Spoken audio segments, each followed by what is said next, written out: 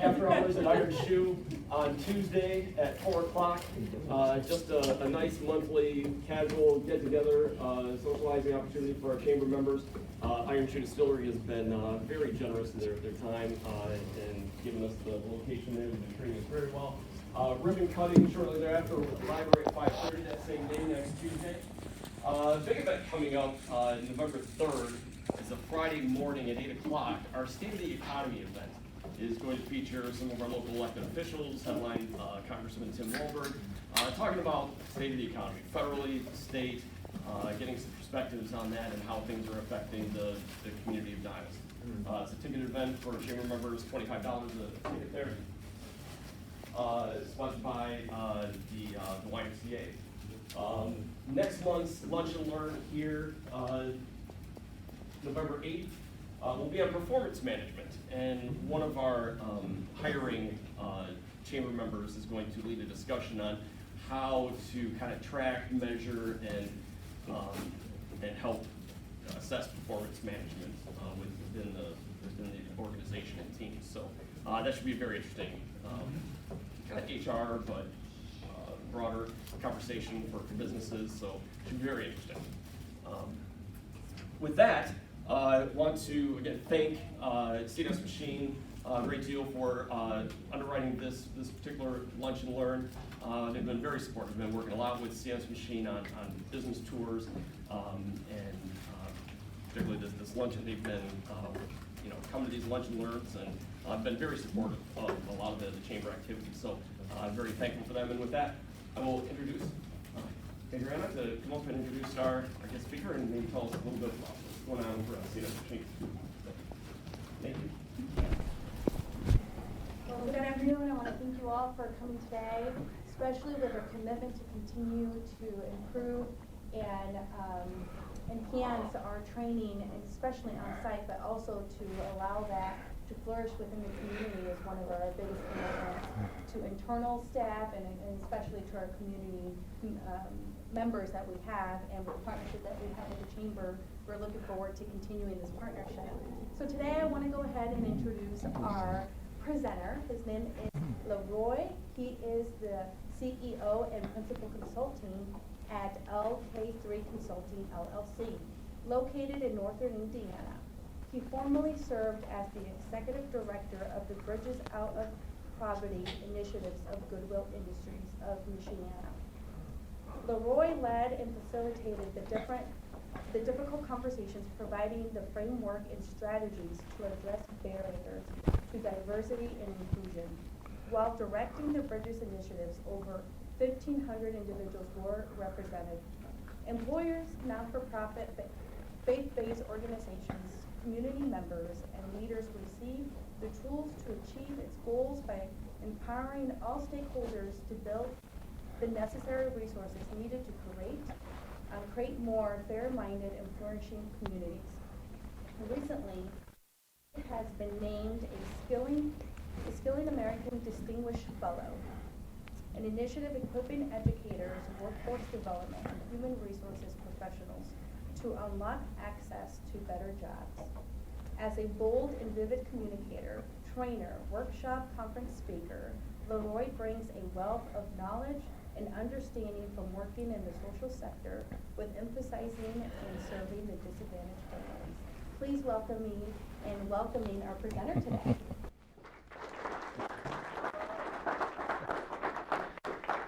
Thank you, Adriana. Wow, can you hear me okay? We're good? Back there? Thank you so much for having me. It's my pleasure to be here. Like she says, my name is LeRoy King. Now the pressure is on behind all that bio stuff, right? And so we had a conversation about my name, and I said, well, just don't call me late for dinner. You can call me anything, but just not late for dinner.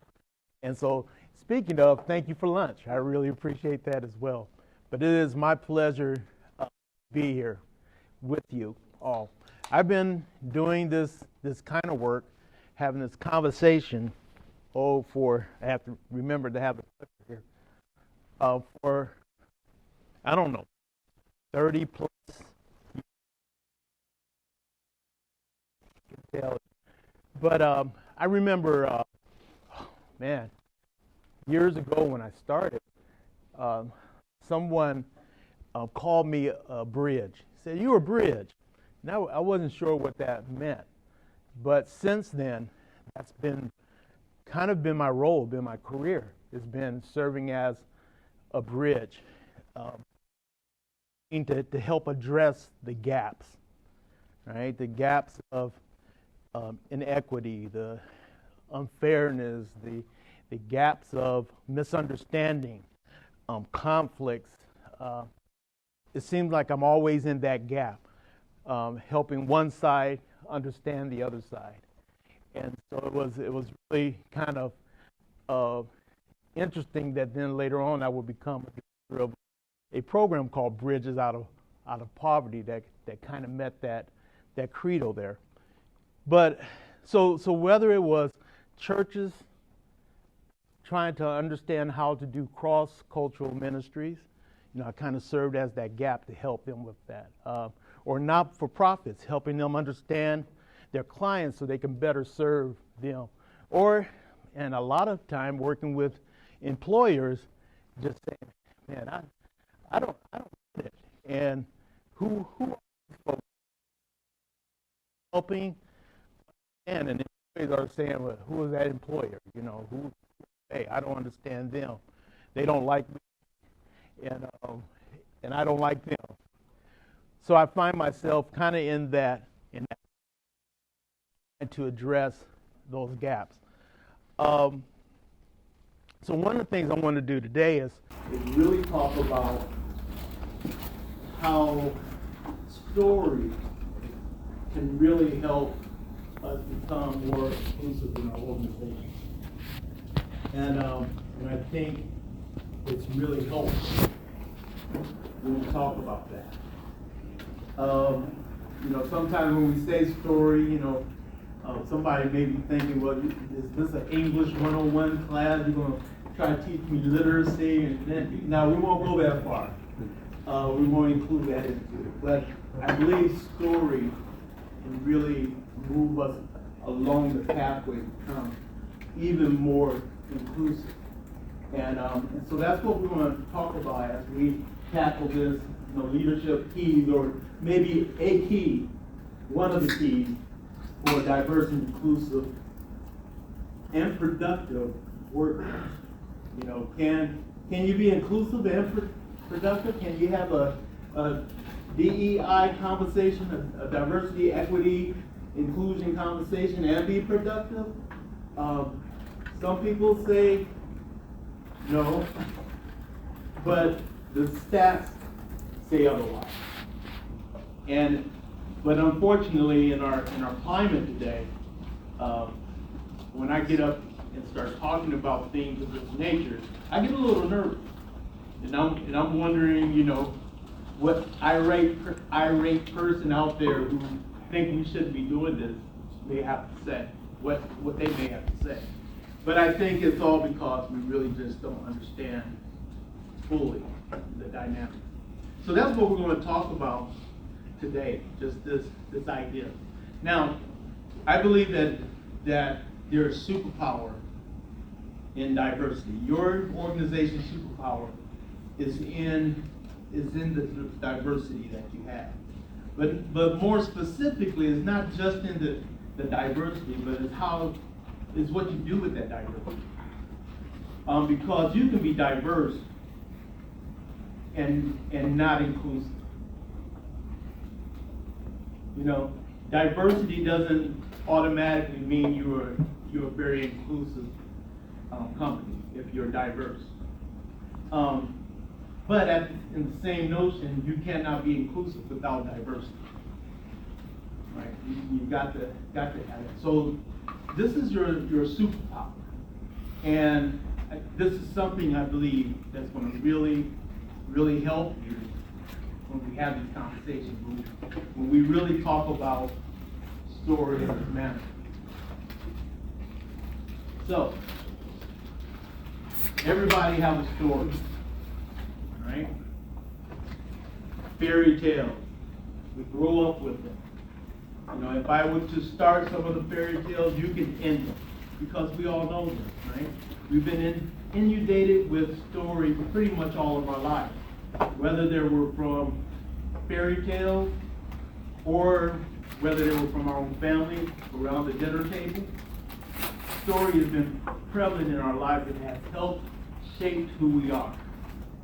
We can't get away from it. Our values have been shaped by those stories, you know. And our, you know, one of the elements of story often is hidden rules. There's a lot of hidden rules, you know, embedded in those stories. And if you unpack each of those stories, you know, you'll find so much. It'll be a wealth thing. And a lot of it is good, right? A lot of that story is really good.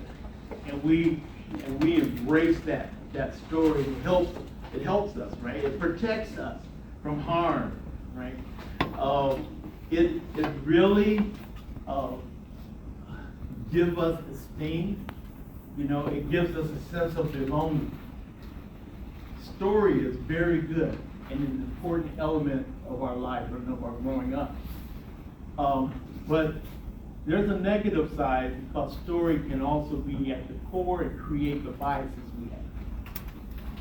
You know, story, you know, if unchecked, can cause us to judge others differently, right? So it has a dark side, and a lot of our historical events throughout our history, you know, these events throughout our history, we've had some horrendous stuff that has happened, and a lot of that has created the story that we live by today. It's created so much of what we've gone through. So yep, I'm gonna throw it out there. Slavery. Oh, why do you have to bring that up? Sorry, you know, always do that, right? But the story of slavery still impacts so many of us today. You know, and how we talk about, you know, just things in our society, no matter what side of the aisle that you're on, it still affects the narrative. But I want to say that story did not begin there. You know, actually it was story or a narrative that allows slavery to happen. So, and there's a lot of events in our life. It's the same way. Typically, you know, we heard the saying, whoever owns the narrative, you know, owns the day, so to speak. And today, you know, a lot of our media, everybody's trying to make sure they have coined and have a ownership of the narrative, right? Because narrative is powerful. How many of you heard of Brene Brown? Yeah, she's kind of this vulnerable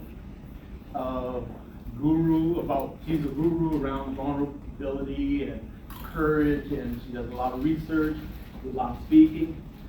And I saw her on a TV show one day, and she said this. She said, when people are faced with blatant dehumanization, what story do you have to tell yourself to be okay with it? What story do you have to say to yourself to release yourself from any ownership or be okay with what is happening? Story can really have a powerful impact on us. And it really disarm us a lot, you know, because when things come through story form, it's easier to take in, right? It's easier to not see what we see, or see what we shouldn't see, or did I say that right? Not see what we shouldn't see, or you get it, right? Story has that ability to do that. Now, so it can make the horrendous seem okay, right? And it can blind us to what is actually there. So I want to talk about 3 stories in particular. And because when we talk about diversity, it is just not black and white. It is just not sexual orientation. It is just not, some of these buzzwords. But, in this room, there's probably a lot of diversity if we really dive down into it, right? So, but I want to focus on 3 socioeconomic diversity. And so over here to my right, we have earth poverty. Okay. We have in the middle, earth middle class. And on the right, on the left here, far left, we have earth wealth. And in some ways, they're like their own earth or their own country. They have their own language, their own drivers, right? The things that are very important to them, their life experiences are in some ways different, right? So you notice here there's some words in the middle. These are what I call the drivers of each of these categories or each of these earths. So in earth poverty, relationship is a driver. And relationships are very important, more important than anything. But relationship is used to survive. Right? It is, so when, if you're going to pay, if you need to pay your rent, you're going to use relationships to pay your rent. Right? Now, I'm going to say a lot of things that you're going to say, that's not everybody, and you're right. These are not, I'm not trying to make generalizations of everyone, but these are patterns based on these different environments that we see. So everything is about surviving.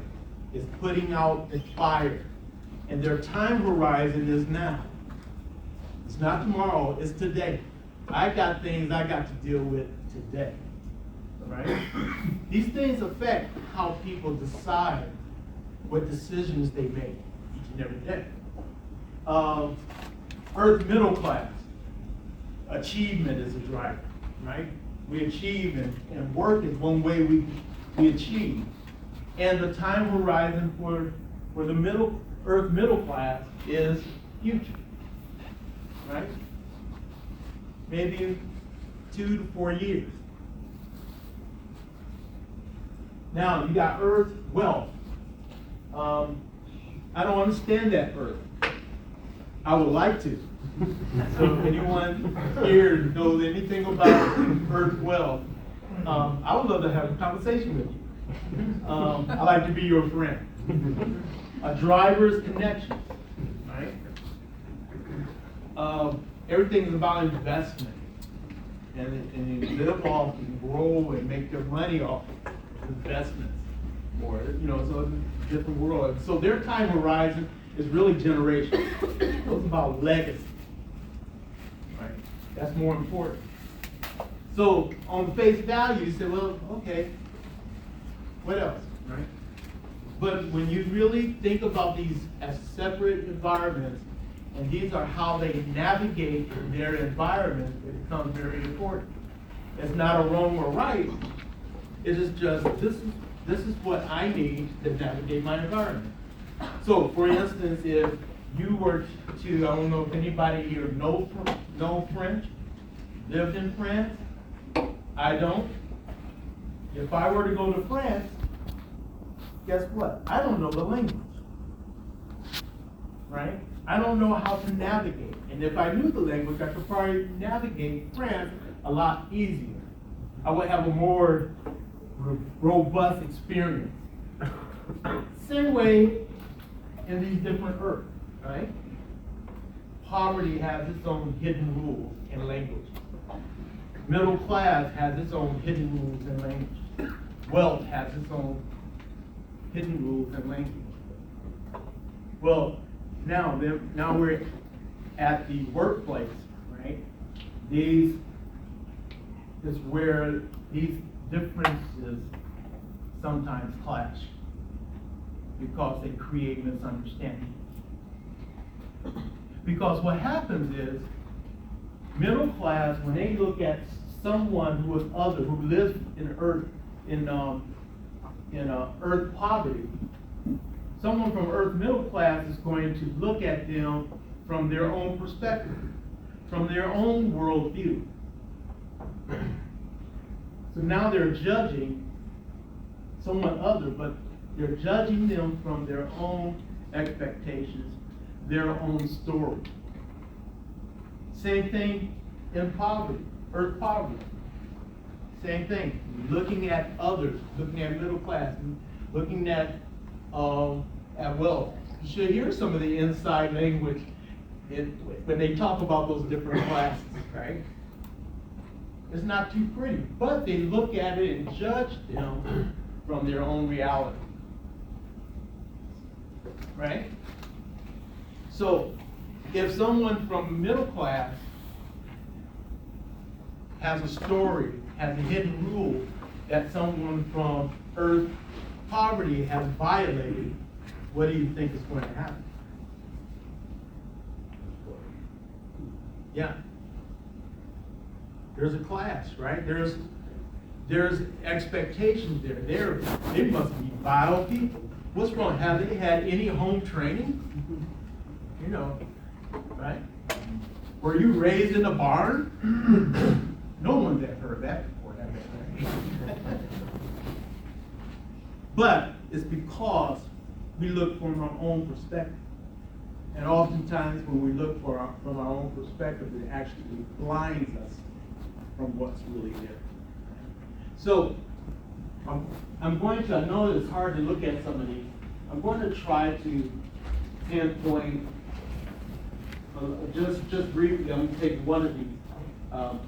We've done in the Bridges Out of Poverty framework, we've done thousands of these engagements with people from the community, from different classes, that really help drive a lot of that. And just to hear those conversations, it's just really, it's enlightening, and sometimes could be sad. And I want to also let you know that when we think about this, in each category, it's easy to think of deficit, but really there's asset to all three earths. So let's look at transportation. Transportation in earth poverty is very unreliable. All right. If they have, they may not have a car, so then they depending if it's a rural area or urban area, they're depending on the bus. I don't know how many of you take bus, but sometimes the buses are not very reliable. But their schedule doesn't always coordinate with your work schedule. So if your employee is taking the bus, right, and they can't get to work on time, it might be because the bus won't get there. I had so many conversations with people who are trying to get to work and end up walking miles and miles because the bus just didn't go there. So that's an issue that earth poverty have to deal with. So they have to use other means to try to either get to work, and that's where they use relationships to try to fill that gap, to try to survive, right? So that's transportation there. Now, earth middle class, when we look at transportation, it is more reliable, right? I wanted to give an example of earth poverty transportation. There was a person who actually had a car, but they couldn't afford insurance. And then they had some tickets, and they ended up getting license getting suspended. But they had to get to work. So what did they do? They drove. They drove. And so then what happened? got really close. We got pulled over, so then what happened? More tickets, and it probably wasn't the first time, so they end up in jail. Then what happens to the job? So there's this cycle that happens, right? So Earth middle class, they might have 1, 2, or 3 cars. If one breaks down, right, they may have AAA. The car get up, we have it going in a day or two. Oh, and if you're having problems with that car, it might get dead too. Here's another car. We'll just use this until we get yours fixed, right? How much time is lost at work? Not much, right? Earth poverty, if you have a car and it breaks down, you won't be calling AAA because you can't afford AAA. You're gonna probably call Uncle Ray. And it depends on if Uncle Ray hasn't partied a little too much or not, right? If he can get to it, and when he gets to it, you may be a week out or 2 weeks out before you get your car. And in the meantime, what's happening with work? Well, you're relying on unreliable transportation to try to get to work, so your points going to probably go up because now my attendance is getting bad, right? So these are things that, and that's just one example of how life can be disrupted, right? So, but in the achievement world, things, goes right ahead. Right? You don't lose a lot of time. One of the myths is that in Earth poverty that people are just not doing anything. It actually takes more time to live in Earth poverty than it does in Earth middle class. So people are just not doing nothing. They're doing a lot of stuff. People just don't have work ethics today. Right? If they just learn to just work, right? Well, some of the people, it's not that they don't have work ethics, it's that they've done the math. And if they're getting help from the government, if they get a job, they lose those benefits. And oftentimes the job, the salary, the hourly wage that they get from the job doesn't replace what they lose with the government. Now, in Earth wealth, we'll call that, we'll just do this investment, right? So that's, so the Earth middle class. Now, Earth wealth, so they really had it hard because they got this jet and they got to fly around, they got to get it gassed up, and they got to get it piloted, and right? No, it's not all great. It's just different. It's just different. Different world connections, right? If someone in poverty, we talked about get ticket, get pulled over, a lot of times their only recourse because they can't afford a lawyer might be to get aggressive and fight, right? Middle class, you may get a lawyer, right? To fight for it, you play within the systems, right? You go according to the institutional norms. In Earth poverty, those institutional norms are already against me, so I don't trust them. So I'm going to do my own norms. I'm going to depend on relationships rather than those institutional norms, right? And wealth, well, connections. They know somebody, right? Maybe it's the mayor, maybe it's the legislature. They can make your day a little difficult, right? Because of their connection. Earth wealth. So, looking at these 3 stories that we're considering, the thing I hope that you will see, though, from this is the conflicts that the different worlds, and like I said earlier, there's all kinds of differences, right? There's diversity in everything, but conflict just because of our story that we can have, where we judge someone else based on our own value system. That creates the conflict and doesn't get us to solving problems, to getting to solutions, because we've misdiagnosed the problem. We don't understand. We don't see what we're seeing. You know, we're blind to really what is there because of our own mental model that has been built because of our own story, our own life experience. It's not bad, right? Not bad. So, thinking about these three, when we think about our organizations, tell me, which earth do your organization live in? Middle class? I work with a lot of poverty. You do. Your clients are poverty, right? Your institution, middle class.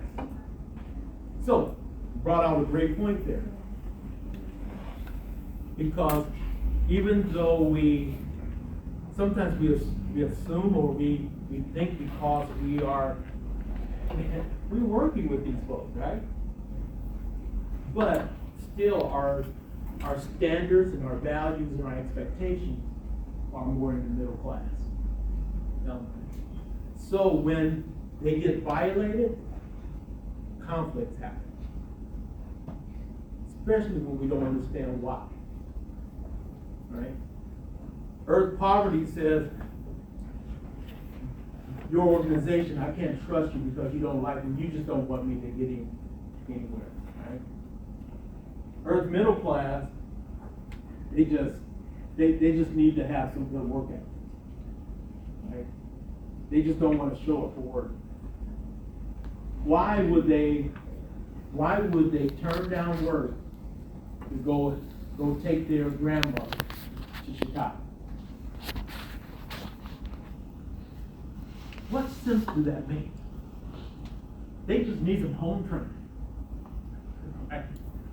They don't get it, right? Well, if you understand the value system of earth poverty versus earth wealth, then you get it. And then we can start saying, come up with some solutions, right, to really help stabilize our workforce a lot more. You did good, great.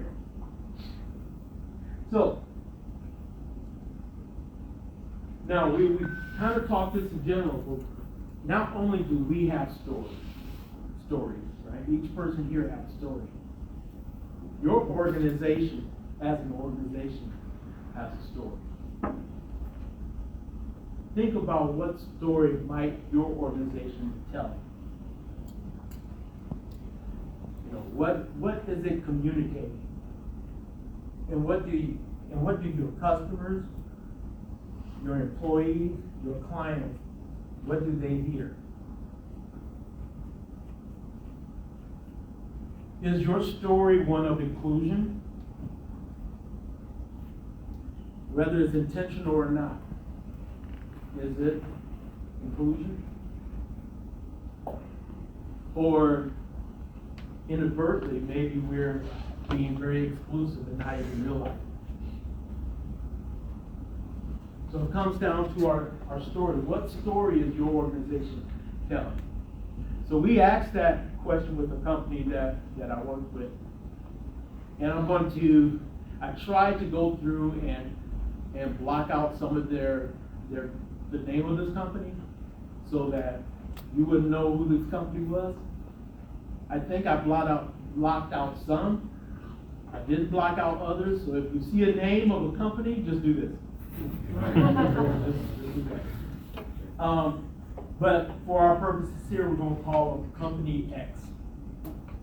So Company X is is a company from the conservation industry. So one of the things is great people, right? But how can I say it? The company is 100% white. But they didn't want to be. But they know they had issues in the industry with diversity. It's not a very diverse industry. So because of that, it is, when you think about your own story and not really able to see other stories, you would assume that, well, people of color just don't like doing conservation things. So they were like, how do we become, it's just us. How do we become diverse? And so we had that conversation. So first of all, we started with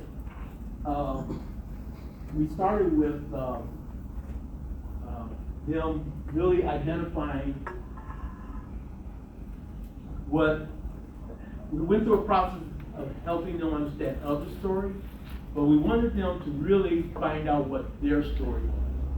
So we put them through a process to really get at, why are you here? How did you get here? What are the drivers of this organization, of this company? Right? So they went through that process, and it wasn't easy, right? But they were great. They were great, and they were able to identify, well, here's what's happening. Then it was like the light bulb went off, and it was like, oh, right? Because of their stories. See, I don't know if any of you know this, but the whole reason why conservation groups came up in the first place was explicitly to exclude black people from participating.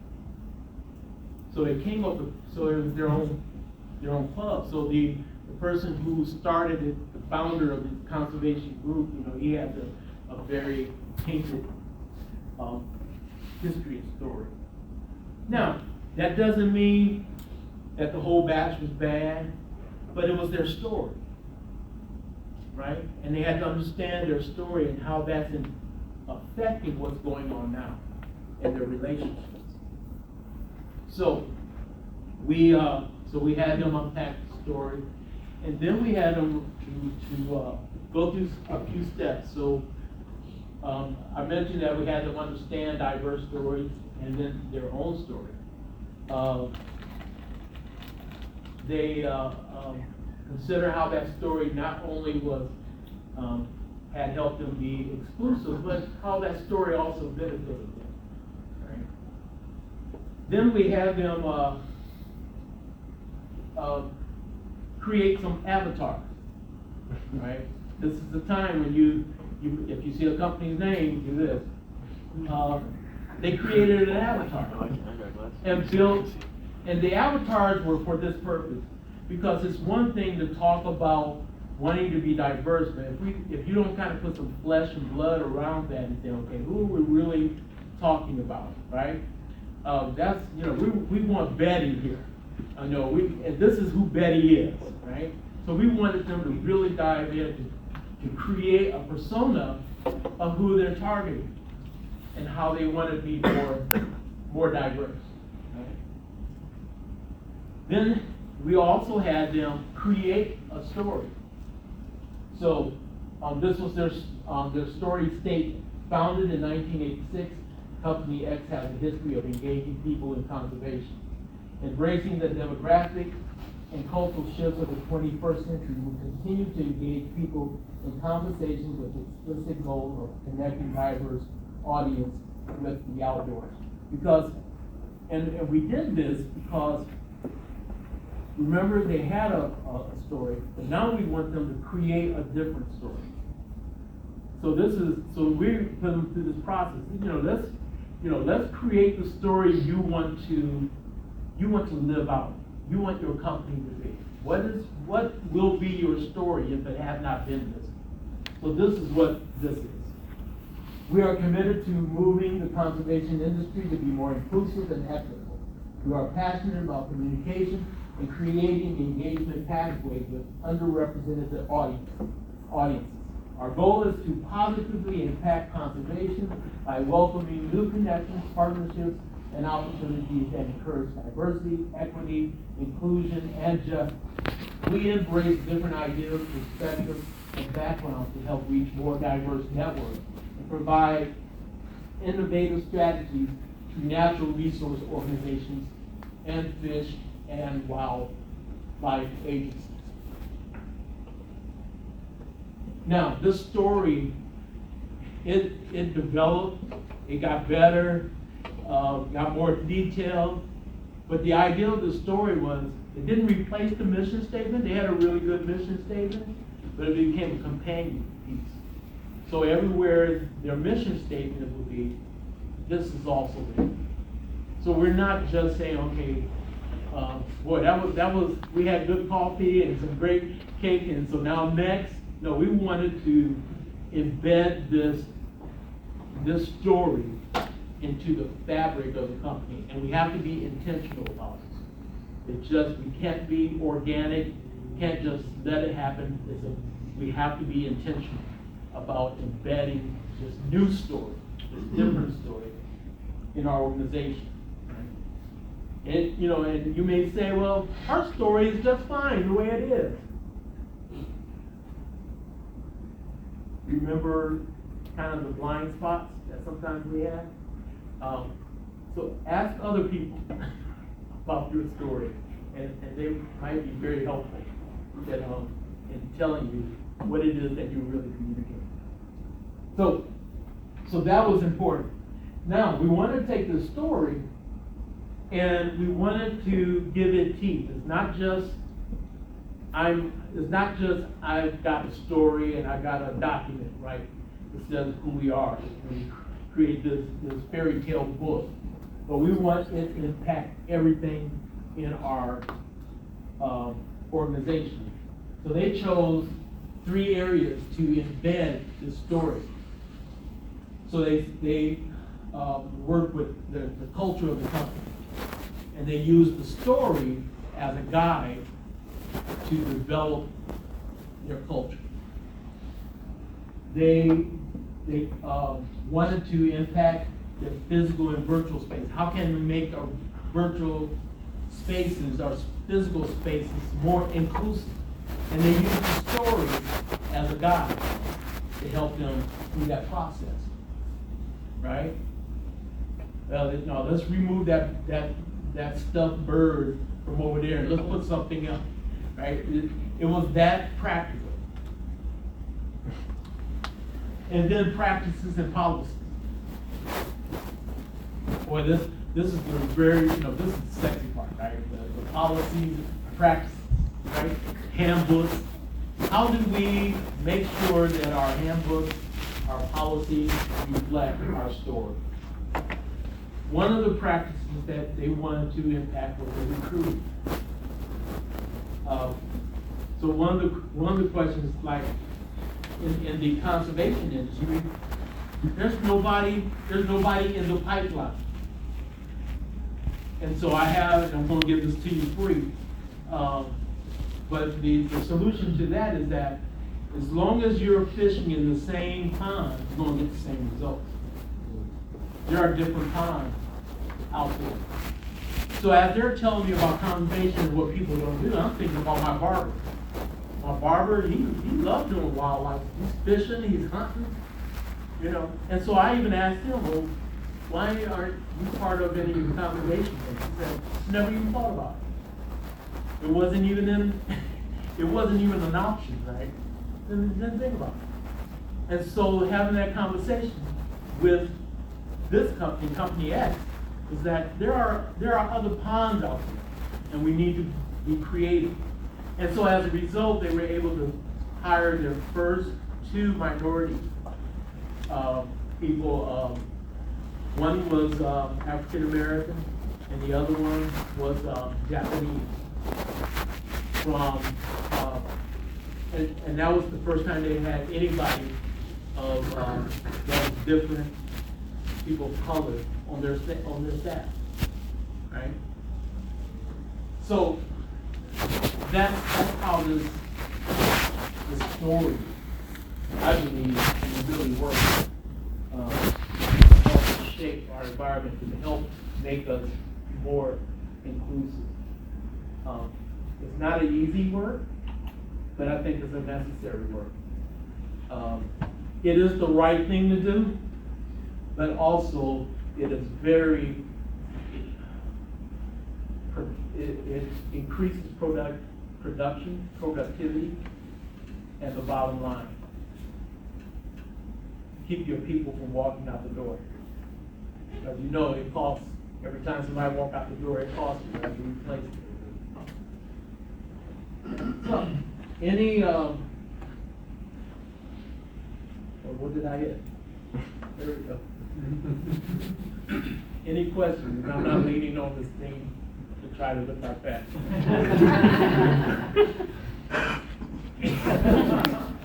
Any questions? Thoughts? How can people contact you? Good question. See, it was on The first one. first slide.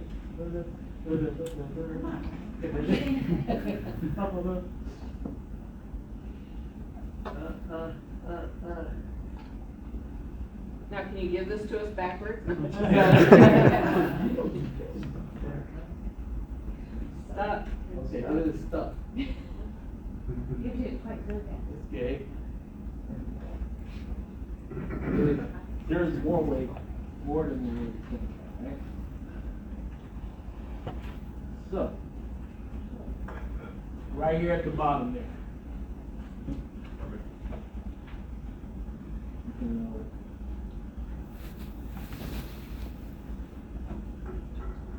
So, yeah, just email me, call me, if this is something that you would like to consider. Going through a process, I'd love to chat with you. You know, and like I said, you know, the bottom line is that we want the employees engaged, and we want to keep them from walking out the door.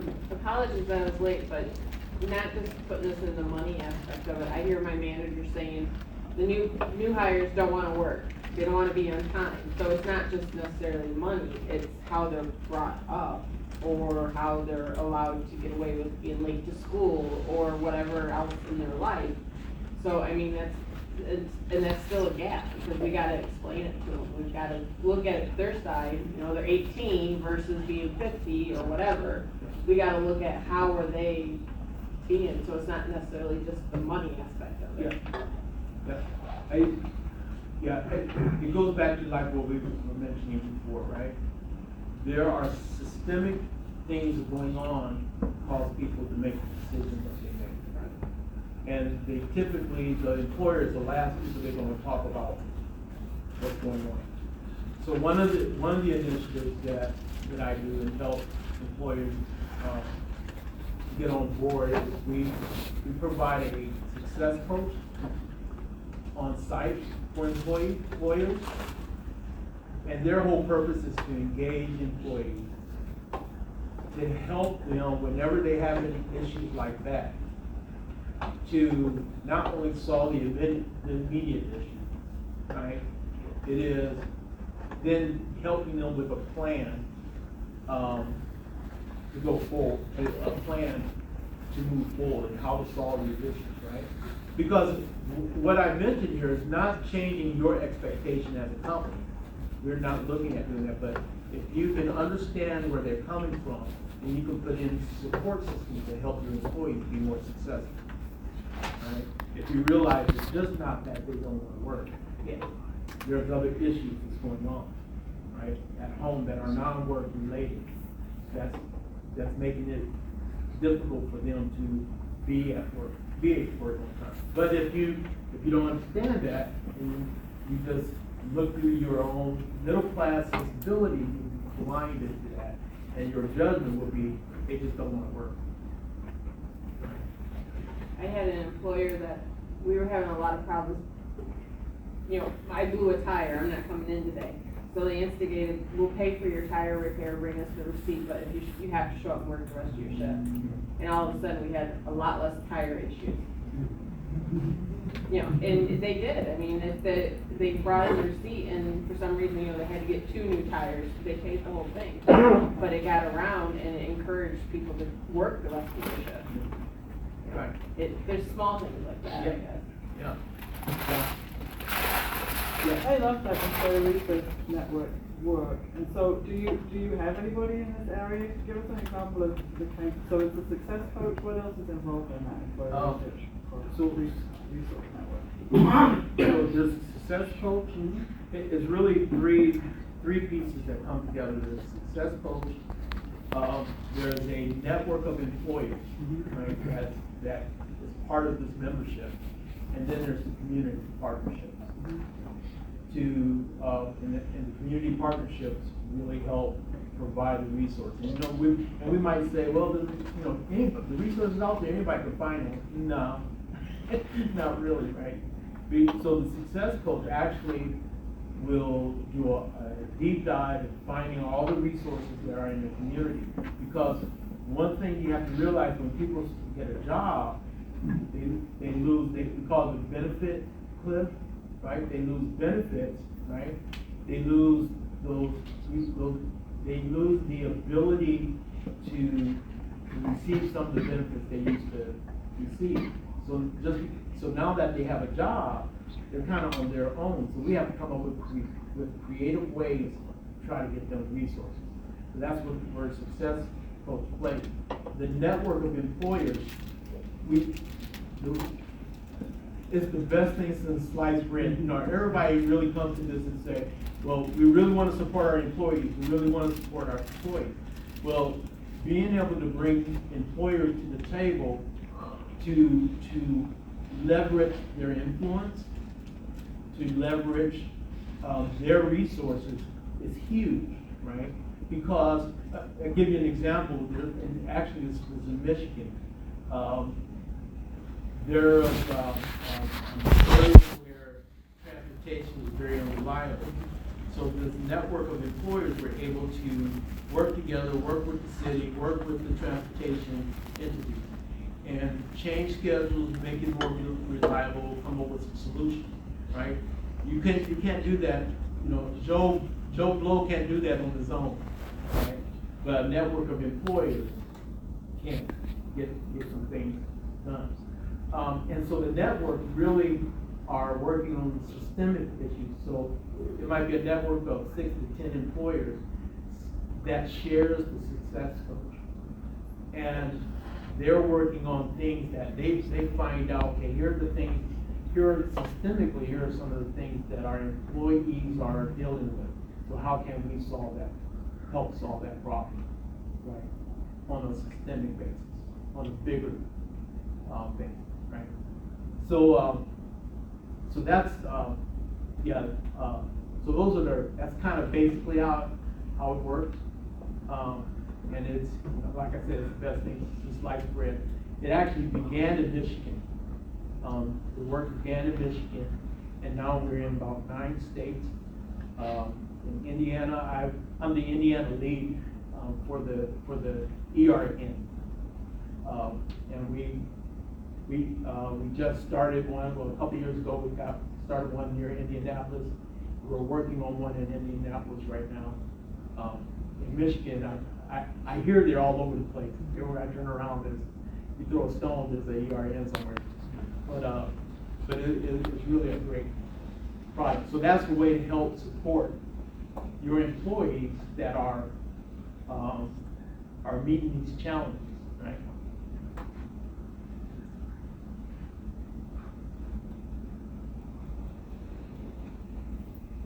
All right.